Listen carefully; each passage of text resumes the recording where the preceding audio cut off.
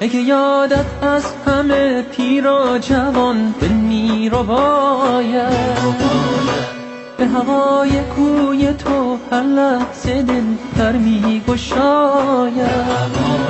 هم امید قلبی هم پناه جان، نور مطلق زمین و آسمانی، جلوه زیبایی های بیکرانی. تو شدی دنیای من، رؤیای من، ای جان جانم. رود از چشمان من اشکم به یادت همچو باران.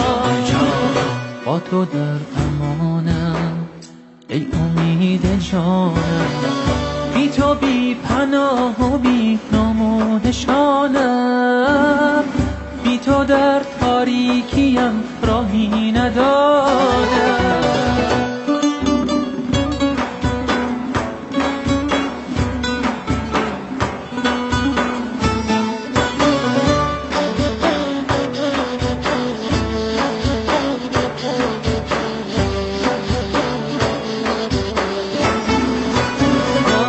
تا نفس در سینه دارم اسم تو گرد زبانم، عطر دلخواه و شمیم عشق تو آرام جانم.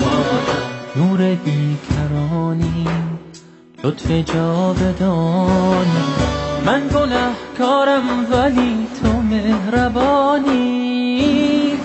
بحر قلب عاشقان نام و نشانی، بی تو ای آرام جان ای مهربان تنها ترینم.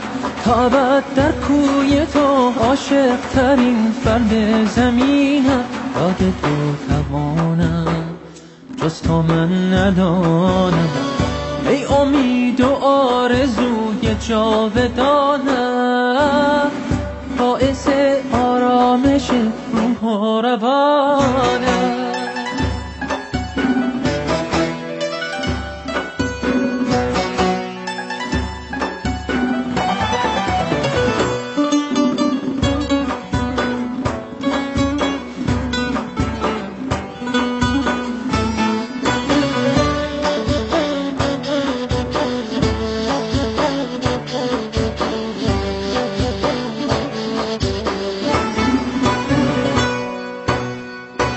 ای که یادت از همه پیر و جوان دل می رو باید، به هوای کوی تو هر لحظه دل در می گشاید.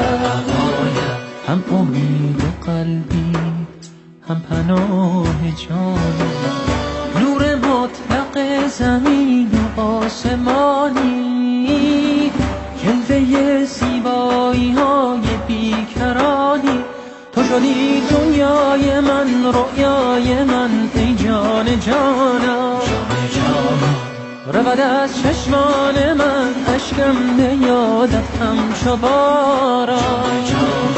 با تو در امانم ای امید جانم، بی تو بی پناه و بی نام و نشانم.